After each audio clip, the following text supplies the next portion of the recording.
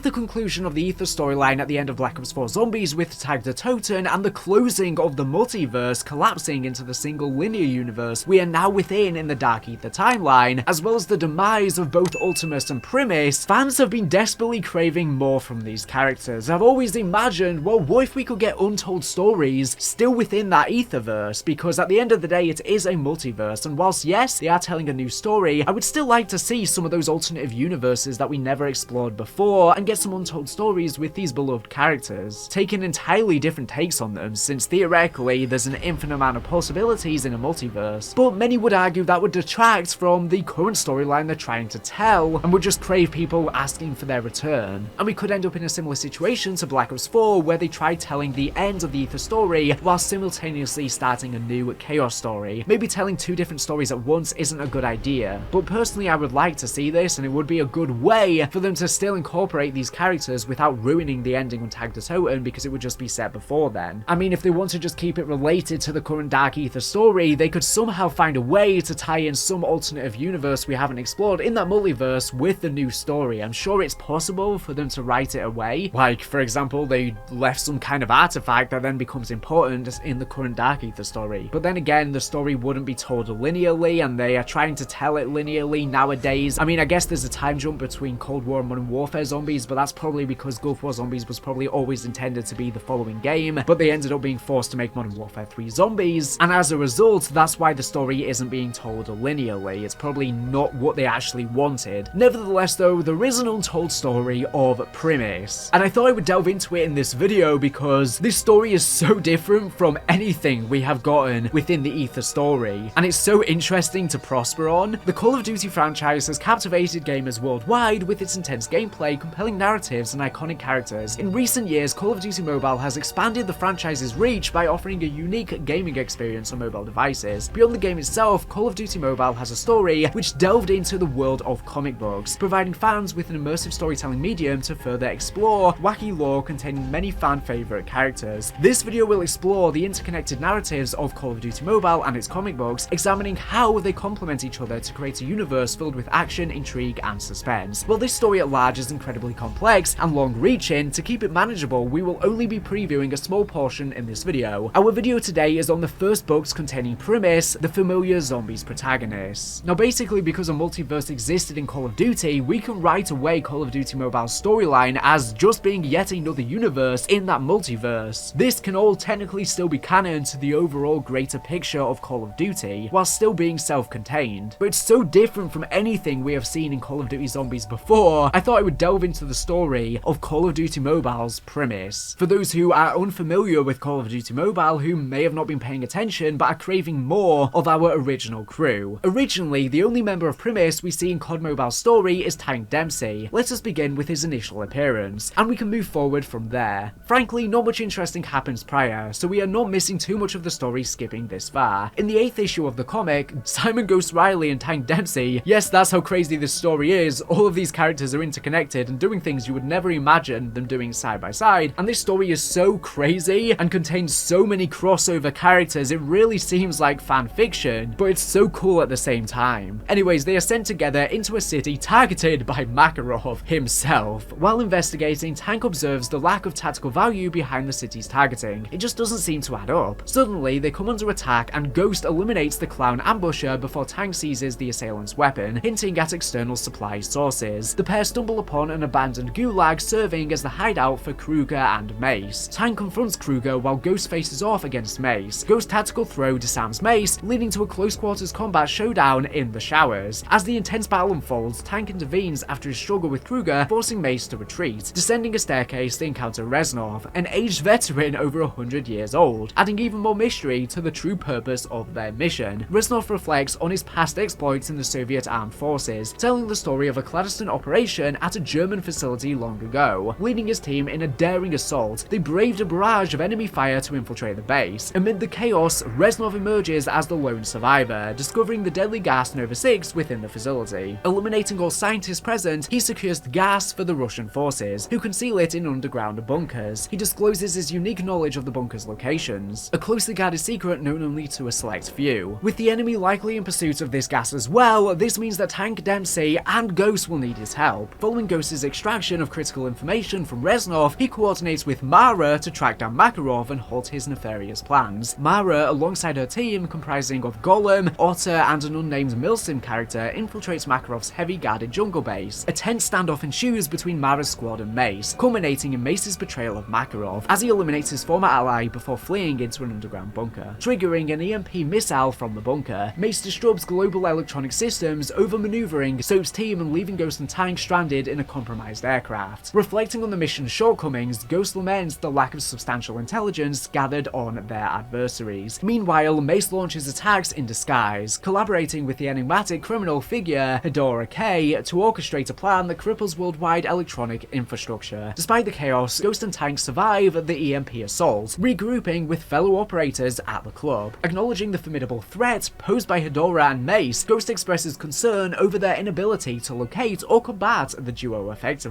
The unexpected arrival of Russell Adler brings a glimmer of hope as he unveils strategies to confront the emerging danger. In a pivotal moment, Price introduces Adler as they join forces under the United Anti-Terrorism Coalition banner, signaling a shift towards covert operations with the ominous declaration, "Ladies and gentlemen, we're going dark." Adler and the team meticulously strategize their offensive against the Five Nights strongholds, facing the challenge of coordinating operations in the aftermath of the EMP attack. To circumvent this obstacle, Adler distributes Swiss mechanical watches resistant to EMP effects, ensuring precise synchronization between the team. The discovery of a functional Cold War-era helicopter in the bunker hints at the team's resourcefulness in leveraging antiquated yet reliable assets for their mission, a key to overcoming the EMP. Meanwhile, a shadowy figure named Templar emerges on his own, apparently harboring a personal vendetta against the Coalition operatives and preparing to take action. The Coalition launches a coordinated assault on the Five Nights' key facilities, with Price and Soap leading an attack on the communications center, Mara's team infiltrating the command center at Alcatraz, and Ghost and Tank targeting a production site in Hackney Yard. As the mission unfolds, confrontations escalate. Templar confronts Price and Soap while Mara faces off against Hedora Kai in a high-stakes encounter. Tragedy strikes as Tank falls in a clash with Mace, prompting a vengeful Ghost to apprehend the antagonist. In a decisive moment, Templar wounds Soap and engages in a tense standoff with Price before escaping via helicopter, leaving a trail of chaos in his wake. With this, the first member of Primis to enter the COD Mobile storyline, and the one we have followed so far, is dead. Rest in peace, Tank. I guess this makes up for Der Eisendrache, where Ultimus Tachio was laid to rest.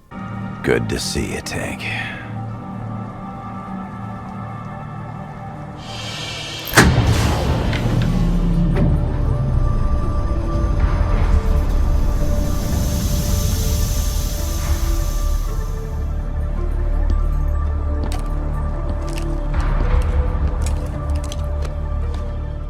Until the rest of Primis arrive, we will continue following Ghost as he is the protagonist during this period. Despite facing setbacks and casualties, the Coalition emerges victorious, with Mace detained for interrogation in a black site. However, Templar and Hedora evade capture, posing ongoing threats. Soap sustains injuries but remains determined to return to duty, while Mara, critically wounded and in a coma, symbolizes the sacrifices made in their battle. In the aftermath, Ghost, Price and Adler reflect on the operation's outcomes, reaffirming their commitment to prevailing in the larger conflict ahead, with Ghost solemnly swearing to win the war. Ghost and Adler engage in a poignant conversation about the ongoing conflict, with Ghost grappling with grief over Tank's loss and the pressure of limited time and intelligence. Adler offers solace by revealing a lead on a Siberian facility, possibly linked to Makarov's Nova gas source, drawing parallels to his past experiences, recounting a harrowing Cold War mission with his comrade Stansfield. Adler narrates a tragic incident where Stansfield sacrificed himself for the team, leaving a lasting impact on Adler. Adler, using this story, emphasizes the importance of strategic patience and informed actions, urging Ghost to channel his emotions into effective decision-making. As Ghost contemplates a risky solo mission to the Siberian research facility, Adler cautions against impulsive actions and stresses the need to prioritize intelligence, gathering over hasty revenge. Frustrated by the perceived inaction, Ghost departs, driven by a sense of urgency to prevent the Five Nights from obtaining critical information. Haunted by guilt, Ghost visits the comatose Mara, a barely living symbol of the toll of their missions, placing Tank's dog tag in Mara's hands as a vow to avenge their fallen comrades. Ghost sets off on a determined yet perilous path. Concerned by Ghost's recklessness, Price and Adler track his movements to the Siberian house, recognizing the gravity of his impulsive decision and the danger it puts them all in. Upon Ghost's arrival at the remote Soviet facility, he uncovers signs of recent activity, hinting at a mysterious presence. Startled by a familiar voice proclaiming an enigmatic alliance, Ghost is confronted by the unexpected reappearance of the elusive Vladimir Makarov, setting the stage for a high-stakes encounter in the heart of Siberia. Ghost is taken aback by the revelation of Makarov's survival. Contrary to previous reports of his demise, Makarov discloses the necessity of staging his death due to conflicting objectives, emphasizing the deceptive nature of appearances, acknowledging Ghost's quest for intelligence to thwart the Five Knights. Makarov unveils the composition of the Knights: Rourke leading the mercenaries, profit-driven Hadora, government-opposing Mace, system-seeker Raul Menendez, and a clandestine fifth member whose identity remains concealed unless Ghost brings him forward. Agreeing to Makarov's terms, Ghost accompanies him outside, only to be ambushed by Templar, who destroys Ghost's snowmobile. Despite Ghost's resistance, Templar's armor proves impenetrable to bullets, leading to a disarmament and a disabling blow to Ghost's weapon. After a brief exchange, Templar introduces himself, inflicts a wound on Ghost, and delivers a final strike, leaving Ghost incapacitated. Expressing his disappointment in Ghost's capabilities, Templar departs, leaving Ghost fatally wounded. Templar's last words to Ghost being, "That's one less loose end." A nice throwback to the original Modern Warfare 2, where he similarly perished. With Tank Dempsey gone, and our de facto protagonist Ghost gone as well, the comic would have a bit of a time skip between this issue and the next. The narrative shifts to a poignant scene at a cemetery where Tank's cremation takes place, observed by Edward Richtofen, Nikolai Belinsky, and Takeo Misaki, solemnly paying their respects to their fallen comrade. Amidst the scaling turmoil caused by the nefarious actions of the Five Knights, the Atlas Corporation intervenes in global rescue and relief efforts. However, the terrorist group Cordisdia exploits vulnerabilities in the global infrastructure, orchestrating chaos by disrupting critical systems, triggering widespread mayhem in the digital realm. Meanwhile, Price and Soap venture to the Soviet base, reflecting on Ghost's impulsive actions. As they meticulously scour the surroundings for clues, their search yields a significant discovery in the form of a folded paper found on the bloodstained ground, revealing Ghost's dog tag upon unfolding the document. Subsequently, it is unveiled that Makarov has taken possession of Ghost's body, pulling it towards a cliff where he rendezvous with a team of ghosts under the command of Captain Merrick. Makarov entrusts Ghost's remains to the team, who reverently carry them back to their awaiting ship docked nearby. Makarov's respectful handling of Ghost's body marked a solemn yet pivotal moment in the unfolding saga of alliances, betrayals, and vendettas amidst the backdrop of escalating global chaos. An unknown amount of time passes. Mara emerges from her coma, spending a year regaining combat readiness before rejoining Alex in the field. Shepard assigns them a mission to locate Raul Menendez. Upon storming a building, they discover Charlie's squad slain and Charlie gravely injured. Charlie reveals Templar's betrayal, allowing Menendez to escape and leaving her to suffer. As Alex and Mara tend to Charlie, she mourns their missed opportunity to stop Cordisdia. Alex reassures her, mentioning they still have a chance, focusing the attention on Mace, who remains imprisoned and silent since Ghost captured him. When they confront Mace in his cell, he questions their intentions, prompting Mara's sharp retort and Alex's diplomatic response, setting the stage for a critical conversation that could alter the course of their mission against Cordisdia. In a tense exchange, Mace remains defiant and refuses to cooperate. Alex takes a bold step by revealing Mace's unredacted personal file, detailing his past service for the country, subsequent dismissal, and the lack of recognition for his sacrifices. Mace expresses bitterness over being overlooked and offers nothing in return. Alex counters, acknowledging Mace's grievances, and proposes a deal. In exchange for his assistance in capturing Menendez, Shepard will grant Mace his freedom. Mara is taken aback by Alex's unexpected offer. Despite Mace's initial disbelief, Alex emphasizes the urgency of the situation and the crucial role Mace can play in helping the UAC apprehend Menendez. Alex represents the Ranger badge as a symbol of the deal, urging Mace to consider the opportunity. After deliberation, Mace reluctantly agrees to the terms, realizing it may be his best chance for redemption and for freedom. Shepard provides a briefing on the latest developments, revealing Menendez's presence in the raid operation, with Price's team occupied elsewhere and the looming threat of Cordisdia's hacking activities. Capturing Menendez becomes a top priority. Alex, Mara, and Mace are thrust into a high-stakes mission where alliances are tested. Trust is fragile, and the fate of their world hangs in the balance. In a high-stakes operation at the raid, the trio consisting of Mara, Alex and Mace navigate the dangerous mission. Mara harbors doubts about trusting Mace, but Alex stresses that they must rely on him as their final option. Despite having obtained the necessary information from Mace, Mara considers eliminating him during the mission. Alex persuades her to show restraint, reminding her of the importance to trust in their team dynamics. As they advance, they engage in combat, swiftly neutralizing guards in their path. Mara faces a sudden threat from a hidden guard, but Mace intervenes, saving her and swiftly dispatching the assailant. After ensuring Mara's safety, they press on with their objective. Meanwhile, Menendez, aware of Mace's betrayal, attempts to escape in a helicopter as he realizes the danger. However, Alex intervenes decisively by eliminating the pilot, causing the helicopter to crash and facilitating Menendez's capture by the trio. Somewhere else, Templar reports to a mysterious employer, obscured in shadow. The employer reprimands Templar for failing to locate Makarov and shifts priorities away from finding him. Despite Templar's assurance of secrecy regarding the employer's identity as the elusive Fifth Knight, he is assigned a new mission. I find that an appropriate place to leave the story for now. Dempsey has died alongside Ghost in combat, and clearly the rest of Primis have now found out. We are unsure as to what has all transpired in the time skip since Ghost's death, but it seems as though the Knights are still in control of the situation. Will Mara and Ghost's allies end up teaming with the rest of Primis to find and get revenge on the organization responsible for Dempsey's death? And is Ghost truly gone for good? If you want this series to continue, let me know by leaving a like and comment. If this video gets a decent amount of interaction, we can come back to this story and continue from here. I will be making a follow-up video continuing the full story of Primis in Call of Duty Mobile. And I do believe that the zombie story in the game is entirely separate, and the version of Primis that we see coming through a portal in Undead Siege is entirely separate as well. So I may also in the future make an entire video going over the zombies mode in the game and that version of Primis. And if these videos are successful, I may even do a whole video going over the entirety of the Call of Duty Mobile storyline, but it's a long one, almost even contesting the Ether story. So yeah, for future potential content, I will continue the rest of the Primis story, I will tell the story of COD Mobile Zombies, and the entire story of COD Mobile in general. Let me know which you want to see next. I assume probably the rest of Primis, since it continues directly on from this video. Even though we've already seen so much and so many characters, we've only just begun to dig into the storyline of COD Mobile. So thank you for watching, and hopefully I'll be making a part 2 to this video very soon. Anyways, thank you for watching the video, and I'll see you on the next one.